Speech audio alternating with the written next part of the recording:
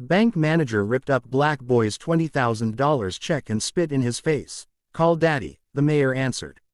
The line inside the bank stretched nearly to the glass doors, but no one noticed the boy until the sound of tearing paper sliced through the room. It was sharp, violent, final. Heads turned. A crumpled check fluttered to the floor like a wounded bird. And standing at the counter, fists clenched, eyes wide but unyielding, was a boy no older than 14. His name was Malik Carter. He didn't move to pick up the pieces. Not even when the bank manager leaned forward, sneering, his voice loud enough for everyone to hear. $20,000. The man scoffed. "Do I look stupid to you?" Malik swallowed, but his voice came out steady. "It's real." The manager laughed, a cold, dismissive sound that made a few customers shift uncomfortably. "Yeah, then call your daddy," he said, tearing another piece for emphasis. "Maybe he'll come explain your little scam." Malik's jaw tightened. "I don't have a dad," he replied quietly. The room fell into a brief, awkward silence. The manager smirked, leaning even closer. "Then call whoever put you up to this." Before Malik could respond, the manager flicked the torn pieces toward him. One piece brushed Malik's cheek, leaving a faint smear of ink and humiliation. And then, as if that wasn't enough, the manager spat at his feet. Next, a woman behind Malik gasped softly. But Malik didn't move. He stared at the pieces of the check scattered on the marble floor. $20,000. Gone in seconds. Not just money, but hope. Not just a check, but everything he had worked for. He slowly crouched down, gathering the pieces with trembling hands. Each fragment felt heavier than it should. Not because of the amount, but because of what it meant. 2 months earlier, Malik had been sitting on the edge of a hospital bed, watching his younger sister sleep. Her name was Aaliyah. She was 9, too young to understand why her body kept failing her. Too young to understand why Malik looked so tired all the time. Machines beeped softly around her, a rhythm Malik had come to hate. The doctor had been clear. "She needs surgery," he had said. "Soon." Malik had nodded, even though his chest felt like it was caving in. "How much?" he asked. The number had hit him like a storm.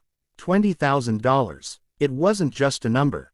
It was impossible. Their mother worked 2 jobs already. Rent barely got paid. Groceries were a weekly calculation. There was no savings, no backup, no miracle waiting. Except Malik didn't believe in no. That night, he sat beside Aaliyah's bed and whispered, "I got you." She smiled in her sleep. And that was enough. Malik started small. He carried groceries for neighbors, washed cars, mowed lawns, walked dogs. At first, people barely noticed him. Just another kid trying to make a few dollars. But Malik didn't stop. He worked every morning before school, every afternoon after, and most nights until he couldn't feel his legs. Word spread. The boy who never said no. The boy who worked harder than grown men. The boy who always smiled, even when he looked exhausted. Mrs. Thompson, an elderly widow, was the first to really see him.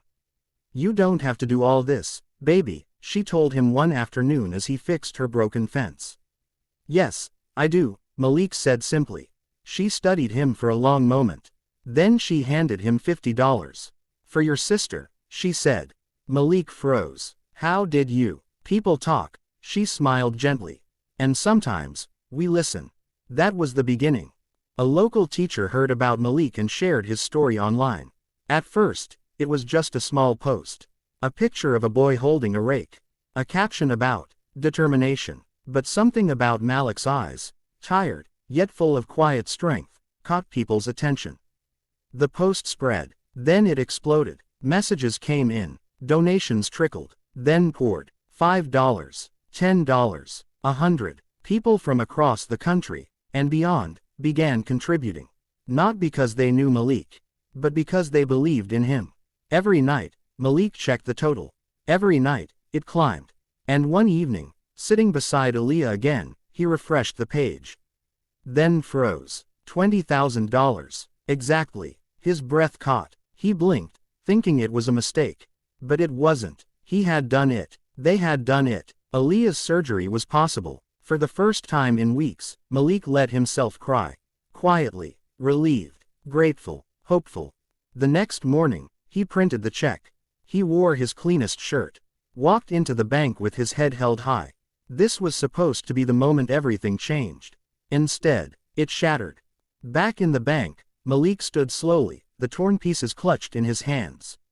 People were watching now, whispering, some uncomfortable, some angry, but no one stepped forward. Until a voice broke through the tension. That's enough. It was firm, calm, unmistakable. Everyone turned. A man in a dark suit stepped forward from the back of the line. He wasn't flashy, didn't raise his voice, but something about him carried weight. Authority. Excuse me, the manager snapped. The man didn't respond immediately. Instead, he walked toward Malik. Knelt slightly. You okay, son? He asked softly. Malik hesitated, then nodded, even though his eyes said otherwise. The man glanced at the torn check pieces. Then at the manager. What happened here? The manager scoffed. Kid tried to cash a fake check. I handled it. The man's gaze hardened slightly. Did you verify it? I don't need to, the manager said dismissively. I've seen enough scams too. You didn't answer the question. A flicker of unease crossed the manager's face. I said I handled it. The man stood up fully now, and the air in the room seemed to shift.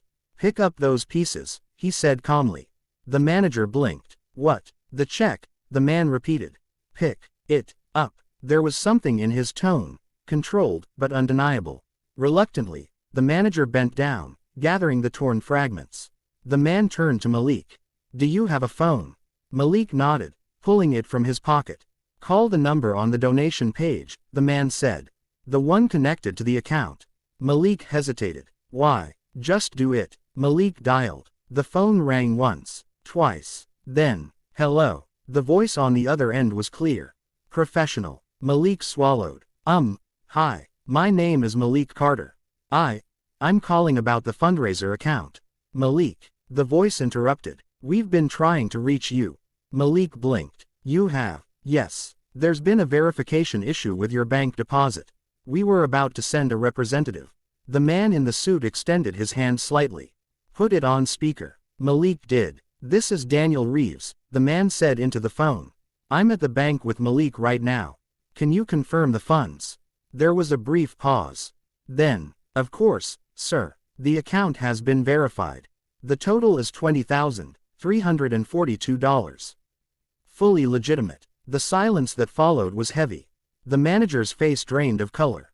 Daniel Reeves. The name echoed in the room. Because everyone knew it, he wasn't just anyone. He was the mayor. The manager stammered. I didn't realize. No, the mayor said quietly. You didn't. He turned to Malik. Son, I'm sorry you had to go through this. Malik looked down, still holding the torn pieces. It's okay, he murmured. But it wasn't, and everyone knew it. The mayor faced the manager again. You humiliated a child, he said. Without evidence, without decency. And you spat on him. The manager's mouth opened, but no words came out. The mayor's voice didn't rise. But it didn't need to. Fix this, he said. Immediately, the manager rushed to reassemble the check, hands shaking. I'll process it right away, he said quickly. But Malik shook his head. I don't want him to do it. The room went still. The mayor looked at Malik carefully. Okay, he said. Then we'll find someone who will. A teller stepped forward, hesitant but determined. I can help, she said. Malik nodded, and together, they walked to another counter. As the transaction processed, the tension in Malik's chest slowly began to loosen. Not completely, but enough. The teller smiled gently. You did something incredible, she said. Malik shrugged slightly. People helped. That doesn't happen without someone worth helping. He didn't respond, but the words stayed with him. Later, as Malik stepped outside the bank, the sunlight felt different. Warmer, lighter. The mayor followed him out.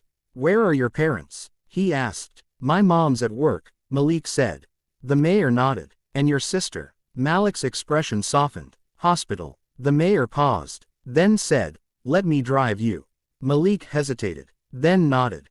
At the hospital, Aaliyah was awake this time. Her eyes lit up when she saw Malik. You're back, he grinned. Told you I wouldn't be long. The mayor stood quietly by the door, watching. Malik walked over, taking her hand. It's happening, he said softly. What is? The surgery. Her eyes widened. Really, really. She smiled. Bright, pure, unshaken. And in that moment, everything Malik had gone through, the exhaustion, the humiliation, the struggle, it all felt worth it.